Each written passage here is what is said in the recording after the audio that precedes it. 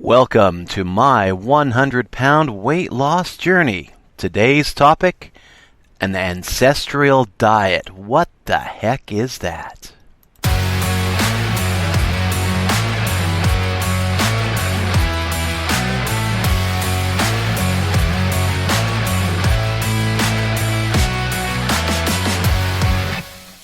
Hey, this is Ralph from my 100-pound weight loss journey. I am on a quest to lose 100 pounds here within the next year. And 2022, we got off to a good start. And then as far as my weight loss is concerned, it seemed like I stalled out for a while there. And I think that was just, a seasonal thing. We had the heavy winter storms. I wasn't able to get out as much and exercise as much.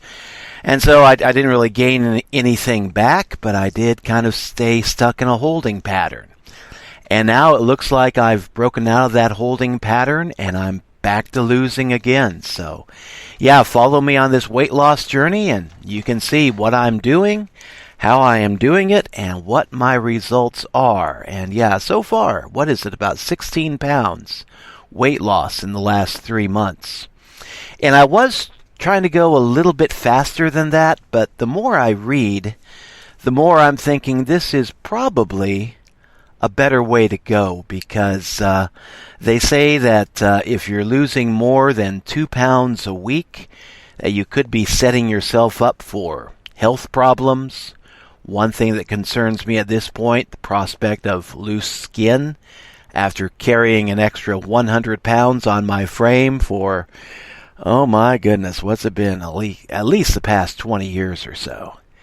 I'm liable to see some loose skin, and I'd like to avoid that. And some medical experts do say that if you're losing weight more gradually, eating the right foods, adding collagen to your diet, and keeping your skin as elastic as possible through that practice, that you can avoid some of that loose skin issue. So I'm just taking this 1 week at a time, seeing how it goes, and listening to my body.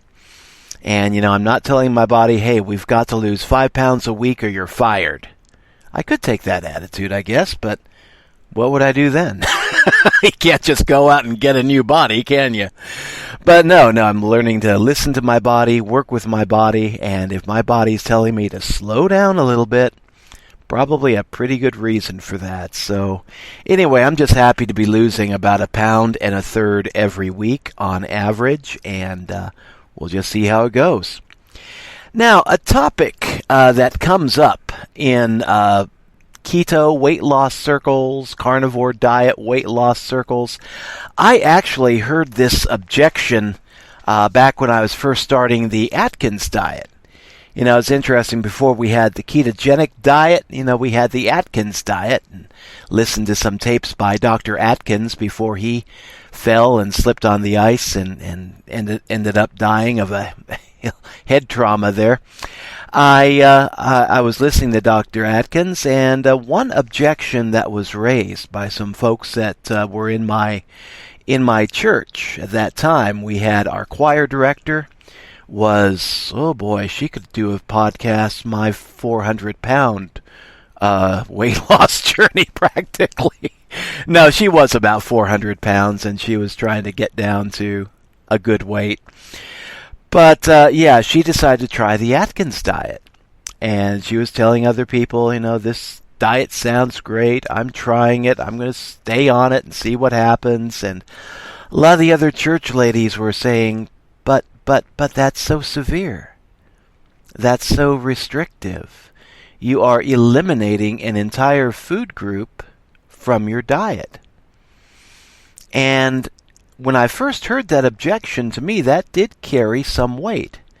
And then I started looking at the Atkins diet, and of course, traditional Atkins diet is you're not cutting out a food group.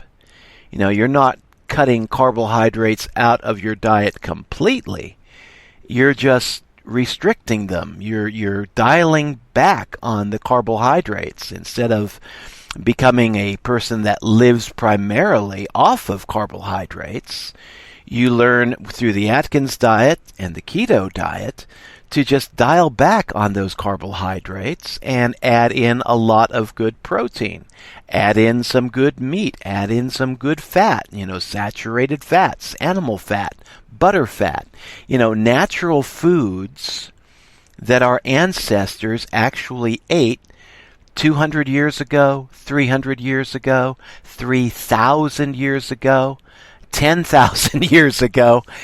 You think about what our ancestors ate and compare that to what we eat now. And even if your sense of history isn't that long, a lot of people, their sense of history is what happened to them 2 weeks ago. That's history. No, you need to have a sense of history that goes back further. But you may remember stories from your grandparents or your great-grandparents, people that lived through, the Great Depression, folks that were actually born in the 1800s. None of them left right now, but, if you're old enough, you remember some of the stories. And I remember my grandfather, born in the, later 1800s, raised on the proper human diet, as Dr. Ken Berry would call it, or the ancestral appropriate diet, as we're calling it here in this podcast. But no, he was raised on the ancestral diet, and he was commenting on how we eat today. And I remember we were going out for ice cream, and he was taking the kids out for ice cream, and he just made the comment, he saw everybody lined up to buy ice cream at the local Dairy Queen. And he just said, I just can't believe this. I just can't believe this. Kids think they need to have ice cream every day, every week, if not every day. And then he gave us one of his stories, back in my day, back when I was a kid, when I was your age, stuff that we like to laugh at and poke fun at. But he actually laid something very wise on me that day. And he said, back in my day, ice cream was a treat. We didn't have it every day. We didn't have it once a week. Whenever there was a special occasion, a birthday, an anniversary, we would celebrate by having cake and ice cream. But then the rest of the time, we'd be eating meat, potatoes, some vegetables, salad. We'd cook our food in butter, not in this artificial vegetable lard stuff. And, that was the first time that I really heard what the ancestral diet was that my grandfather was raised on. And it's not cake and cookies and ice cream every day of the week, or even once a week on Sunday. That was our big deal. Growing up, we weren't that wealthy, so we could afford a little bit of cake and ice cream, but we would do it on Sunday. And that would be our Sunday, and that's what Dad would call it. We'd go out to the Dairy Queen and get a sundae on Sunday. But, compared to my grandfather's diet, we were really living large, because back in his day, this sugar, this processed stuff, this cake and candy and ice cream, it's something they had maybe twice a year, 3 times a year, special occasions, birthdays, anniversaries, and then the rest of the time, you're just eating food. You're not eating sugar. You're not eating a lot of carbohydrates. And what happened, as far as my sense of history tells me, what I've been discovering through reading and listening to podcasts and videos online, is that around the late 1800s, our diet really began to change. The traditional ancestral diet changed to, they just started adding stuff into the diet that was not part of our food chain in the decades and the centuries and the millennia in the past of human history. In the late 1800s, a few changes, very earth-shaking changes occurred. One of them came out of Battle Creek, Michigan, and that was back when they first started taking grains and flours and just pulverizing them and processing them and mashing them up and robbing them of their nutritional value, but just processing a lot of grains and flours and then molding them, throwing some sugar in them, and turning them into cereal, and then marketing that as a food group, as a part of the cereal group. Not exactly a new food group at that time, but it was a new way of doing an old food group, and where people would, just go out in the fields and get their grains and their barley and lightly mash them up and use them to make bread and things like that. What they did is, they really ran them through the grinders and mashed them up to the point where they no longer really had much nutritional value. But, they were perfect for making, like, Wonder Bread and Fluffy Bread, and what I like to call that stuff is Miracle Fluff. Because if you've ever had a piece of real homemade bread, and you compare that to the stuff you buy in the store, there's no comparison. The white bread, even the whole wheat bread that we buy in the store for the most part, is just what I like to call that Wonder Fluff or Miracle Fluff. It's just fluff. It's so light. And if you've ever had the privilege of being able to eat real homemade bread made out of real grain and real flour, not highly processed stuff, but just the real food, it's heavy. You can eat a slice of bread and you ate something. You eat a slice of Miracle Fluff bread and it's like nothing to it. No substance. Old fluff, no substance. And that's what we've done to our food in the last 200 years, since the late 1800s, is manufacturers have really overprocessed a lot of the food grains that we used to eat, and just turned it into like Miracle Fluff. And to make it more interesting, they add sugar to it. They add chemicals to it, different food colorings. And in order to mimic nutrition, they fortify it with chemicals. And they say, oh, this is fortified with 9 essential vitamins and minerals for your health. And yeah, it's just, you might as well say they've added in a whole new food group. And instead of calling it grains or cereals or wheat, we just call it processed food. And that's something that our ancestors didn't eat back in the early 1800s. Their food was taken off the land. They'd butcher a cow, butcher a pig, harvest some corn, harvest some wheat, and then lightly grind it, toast it, and eat it, and make bread out of it, and stuff like that.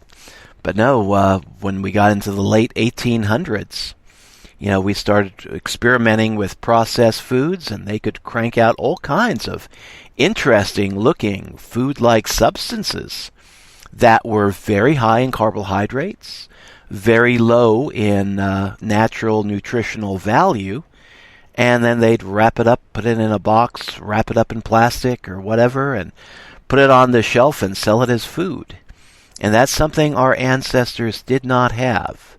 They didn't go down to the Walmart and look for, a cheeseburger in a plastic bag and throw it in the microwave. No, that stuff hadn't been invented yet, and they just didn't live that way. So yeah, that was added into our diet back in the late 1800s and came into prominence in the early 20th century, and people just got addicted to that sugar, and their daily breakfast cereal came in a box. Very handy. Just add milk. It's a complete meal.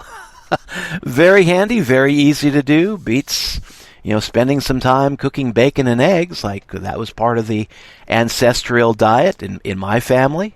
That's what my ancestors ate. Bacon, eggs, ham, beef, chicken, pork. and you had to cook that stuff because nobody really wanted to eat that raw for some reason. But yeah, when breakfast cereals came into being, late 1800s, in a box, very convenient, very handy. All you had to do is add milk, eat that, and yeah, I actually thought, because I was raised on this stuff, that by eating a breakfast like that, I was getting nutrition because it was fortified with 9 essential vitamins and minerals. And I didn't realize that those were just chemicals that they add into the food to mimic the action of vitamins and minerals for the most part. And a lot of those vitamins and minerals are not really nutritionally available when you eat it.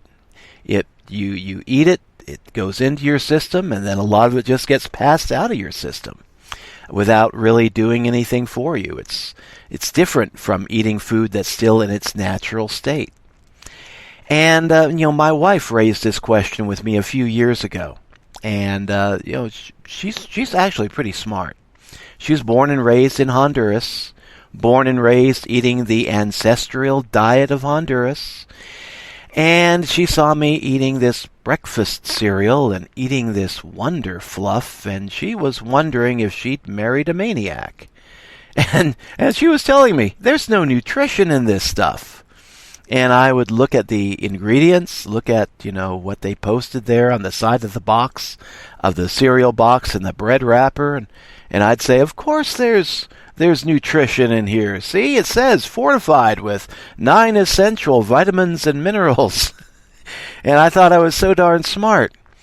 But then after I kept on that improper diet and kept on eating, that processed food-like substance, and started gaining weight and gaining weight and gaining more weight, and what I noticed is the older I got, the more my metabolism slowed down, the less active I was, the more weight I would pile on. And then I began to realize that about 300 pounds, maybe my wife is right. And maybe I need to take a look at my diet and compare that to the foods that we used to eat back 200 years ago, 300 years ago. And of course, for that, you need to know a little bit of history and maybe remember some stories that your great-grandparents told, or maybe stories that were passed on secondhand from somebody else talking about their grandparents or their great-grandparents. But have a real sense of history and know, okay, what was the food chain like back in the early 1800s? And how does that differ from the way things are now? And that's not much of a stretch. I'm just asking you to think back about 300 years, 200 years, 250 years. And I think anybody can do the research and kind of figure out, okay, what was the ancestral diet like? What did my great-grandparents eat? And how does that compare to what I'm eating today? And that's what I mean by your ancestral diet and my ancestral diet. And when you make that comparison, you're finding that diets like Atkins diet, keto diet, carnivore diet, they're not really that crazy. They're actually quite sane when you compare them to what our ancestors ate. Because another thing that we eat today, another thing that came into our food chain in the early 20th century, and possibly the late 1800s as well, but it really got kick-started in the early 20th century, and that was seed oils. And seed oils actually were invented, you might as well say, as an industrial byproduct of the cotton industry. And in the late 1800s, they were processing cottons. They'd industrialized the cotton industry. And they began to mass produce something called cottonseed oil. And it's something that really wasn't a part of human history prior to that. But, with the industrialization of the cotton industry, they began to manufacture cottonseed oil as a byproduct, just barrels of it. And they began to wonder, okay, what do we do with this stuff? And they looked at it, they tasted it, and they thought, okay, maybe we can put this in the food. Maybe we can use it to make candles or light lanterns or put it in the food supply. And let people eat it and get rid of it that way. And that just led to a whole new industry.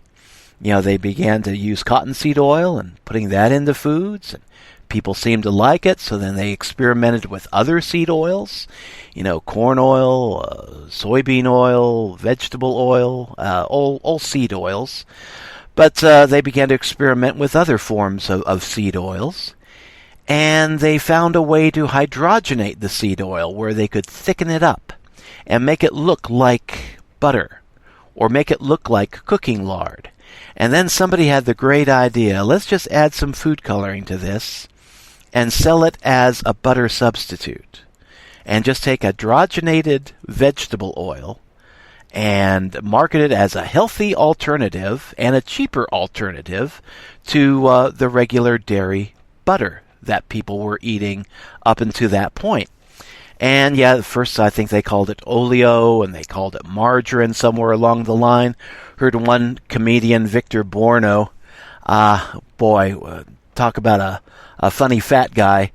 He called it oleo margarine in the Fat Man's Prayer. But that stuff was introduced into the food chain. And then about the 1900s, Crisco was invented. And they started pushing vegetable shortening as something that you could replace lard with.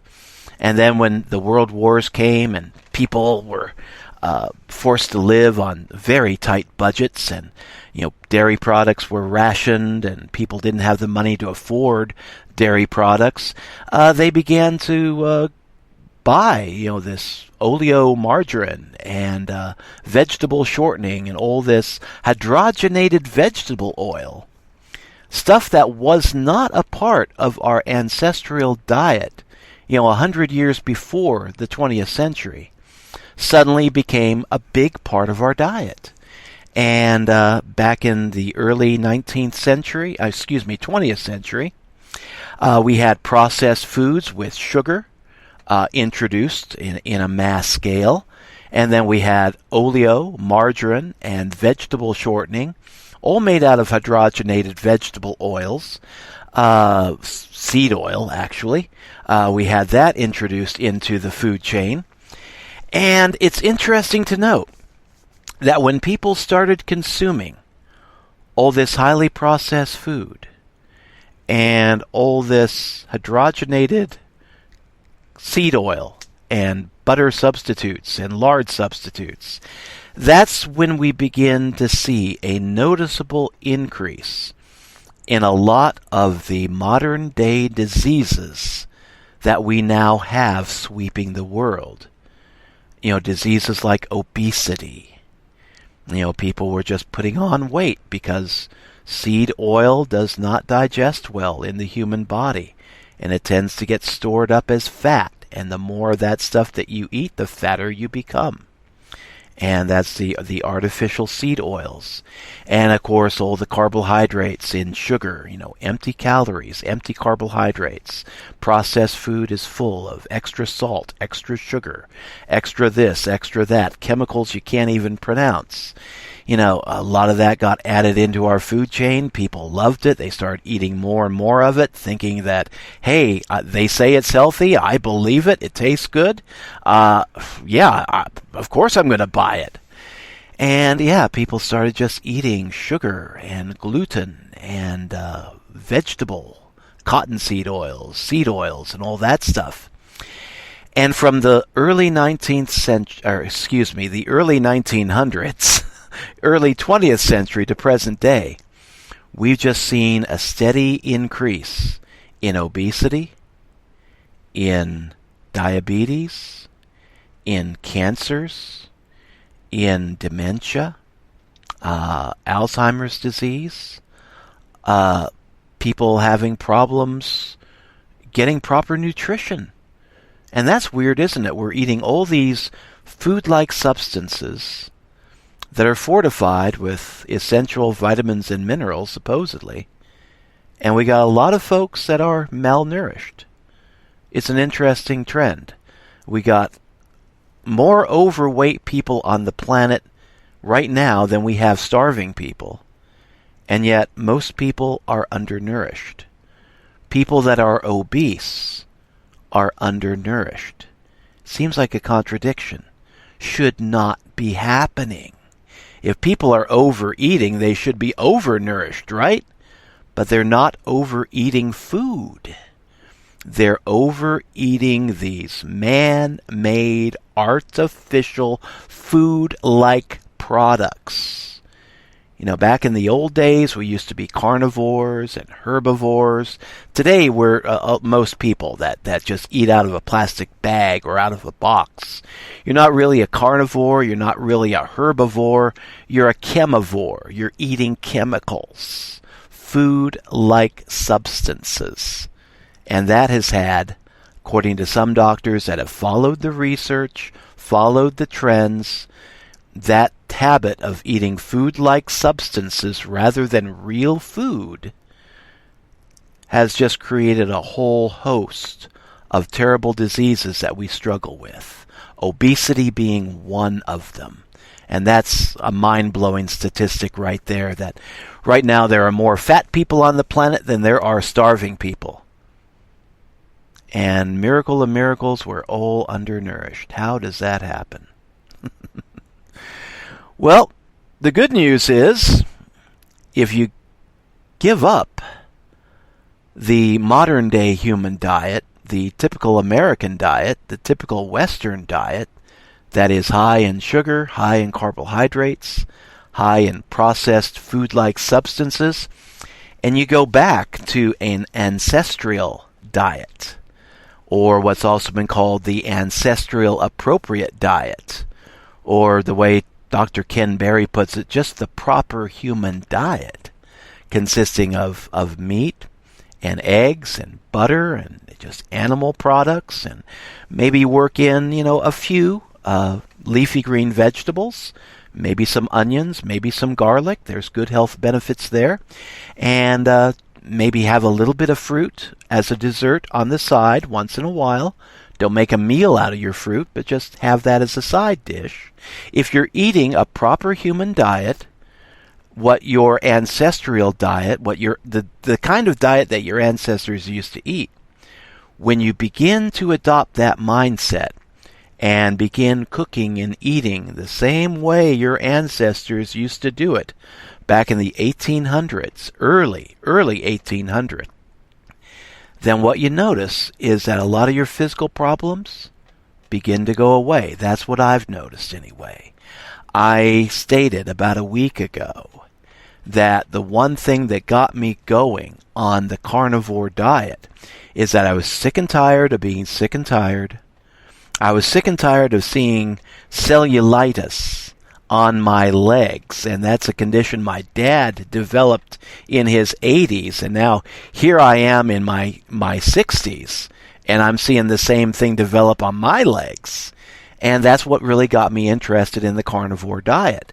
Well, I've been doing this now for about 3 months, been getting pretty serious about it the past couple of weeks. And when I took off my compression socks and looked at my legs and just looked at those red splotches, last night I was encouraged as can be. It's going away.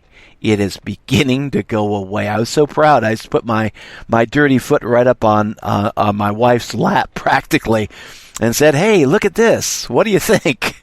Am I making progress or what?" And she actually, instead of holding her nose and saying "P.U., she actually took a look and said, "Yeah, you're right. That is clearing up." And, I'm chalking this up to putting myself on an ancestral appropriate diet, cutting out the sugar, cutting out the processed foods, cutting out the vegetable lard and vegetable shortening and cottonseed oils and seed oils of every kind, and just going way light on the carbohydrates. Yesterday I didn't eat any carbohydrates at all. And days previous, I've eaten like maybe a few grams of carbohydrates by way of kale or cabbage or onion or garlic. But, I keep my carbohydrate down to below 20 a day. That's where I like to keep it, 20 grams a day. And for me, it's working.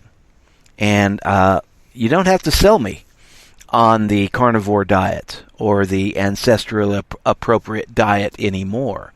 I know now what the proper human diet should be, and it's what our ancestors ate back in the 1800s, back before they started pushing sugar and highly refined processed grains and making Wonder Fluff and vegetable junk. I mean, not vegetable junk, but seed oil junk and artificial butter, artificial lard, and putting that into the food chain.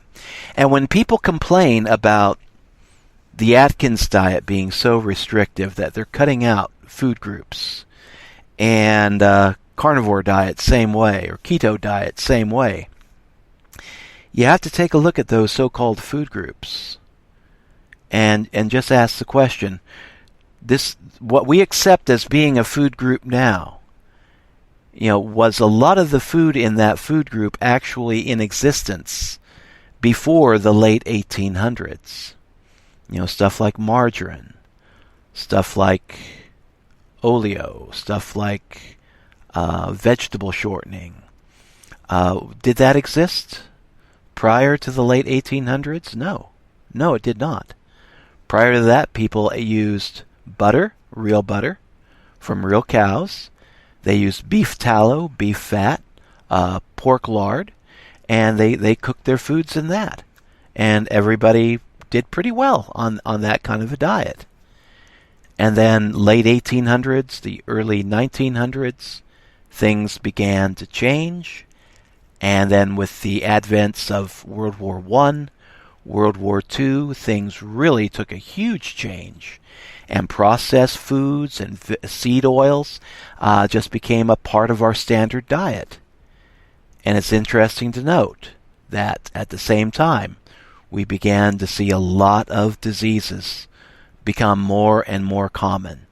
Obesity, heart disease, diabetes, all that stuff. And I think we need to do a few more studies, a few honest studies, to kind of see, okay, can we blame all this on the processed food? Can we blame this all on the seed oil and certain sectors of the food industry?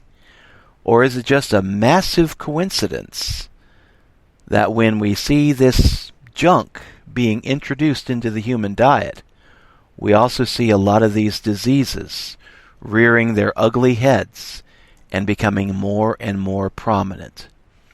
And is it also coincidence that when I go off of the typical Western diet and start eating like my ancestors did, back in 200 years ago, 250 years ago, that the diseases that I have begun to develop begin to get better and disappear, and I become feeling more healthy, more active, and just a happier human being? Now, I think that there is a connection between eating a proper ancestral diet and good health and improving health. And from my research that I've done, by listening to other people's experiences, it has really informed me that my diet right now, as crazy as it may seem to a person who is sold on processed foods and sugar and seed oils and all that stuff, as crazy as it may seem to you, to me, this is the proper diet. And I am feeling better on it. I am getting healthier on it. I'm losing weight on it. And for me, it works. Now, of course, this podcast is not to be construed as me giving any kind of medical advice or nutritional advice. This is just me giving my opinions on what I see, sharing my experiences, what I have done, and what the results have been up until now. And so far, I have been focused on consuming an ancestral diet. And, you can call it carnivore, you can call it ketovore, you can call it practically anything. But, the ancestral diet, as long as I've been on that, I've been getting better, feeling better, losing weight, and for me, it works. And there's a lot of good people out there that you can look up on YouTube that talk about the Ancestral Diet. One channel. I want to give them a shout out. I'm not paid by them by any means, but a great channel that I discovered on YouTube talks about the Ancestral Diet and Carnivore Diet, and their YouTube channel is called Ancestral Healing. And yeah, she does a great job of explaining carnivore, explaining why she's on it, explaining why, the idea of eating carnivore is really not that crazy when you compare it to long-term human history. I mean, this is the way our ancestors used to eat, 200 and 300 years ago. And it was really only about 100 years ago, 150 years ago, that we began experimenting with our diet and adding in these artificial food-like substances. And over the same length of time, we've seen an increase in disease, preventable disease, and an increase in malnourished people. And at the same time, we see an increase in obese people. So yeah, what the heck is happening? Well, I think I know what's happening. I think I know what's been happening. And again, this is not medical advice. This is my opinion. We've strayed from the ancestral diet. We began experimenting with a so-called scientific diet that really is teaching us to eat food like substances rather than real food. And it's not working. At least it didn't work for me. I know it's not working for a lot of people out there. So if you want to learn a little bit more about going carnivore, learning more about going on keto, learning more about an ancestral appropriate diet, check out Ancestral Healing on YouTube. And another great guy. Again, he doesn't pay me, but Dr. Ken Berry, MD. I think that's the name of his channel. You can find him on YouTube, and he is a medical doctor. I'm not a medical doctor. He is a medical doctor, and I take a lot of my advice from him. And yeah, he's been doing keto, carnivore for a great many years. He dropped, I think, about 100 pounds, and he's got another great channel to learn from on YouTube. But yeah, if you're wanting to learn more about carnivore diet, keto diet, ancestral diet, check out Ancestral Healing on YouTube and Dr. Ken Berry, MD on YouTube. And yeah, they will add a boatload of value to your life. So I think that's about all for now. We will close this podcast out. Till tomorrow, take care. Thanks for dropping by. I'm going to play a little song here. I'm Heading Out the Door by Mike Goudray. We'll catch you all later.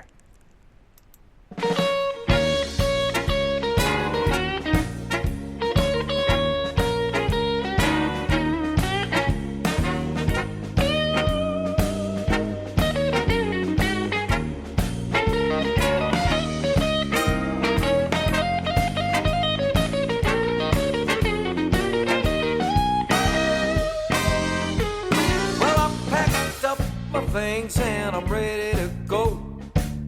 There you are, standing at the front door, singing, please don't go. Baby, please don't go. Baby, please don't go. I promise I'll never hurt you so. Well, we talked and we talked, but it did no good. All you can say is you're misunderstood. Now I have to go. Yeah, I have to go. I have to go. And I can't take this abuse no more. You tell me things you think I want to hear. Goats in one and out of my ear. The last straw broke the camel's back. I headed out the door and I ain't coming back. I ain't gonna fall again for your charms. Not gonna be there with my loving arms because you hurt me so. Yeah, you hurt me so. You hurt me so, and I don't want you no more.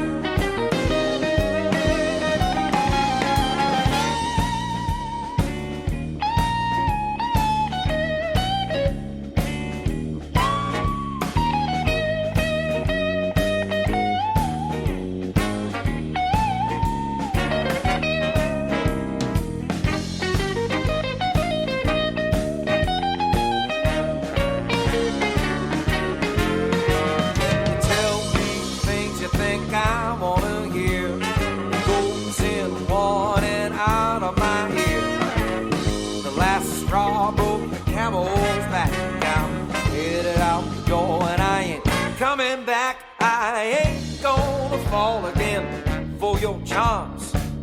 Not gonna be there with my loving arms, because you hurt me so. Yeah, you hurt me so. You hurt me so, and I don't want you no more. Yeah, you hurt me so, and I don't want you around no more. You hurt me so, and I don't want you no more.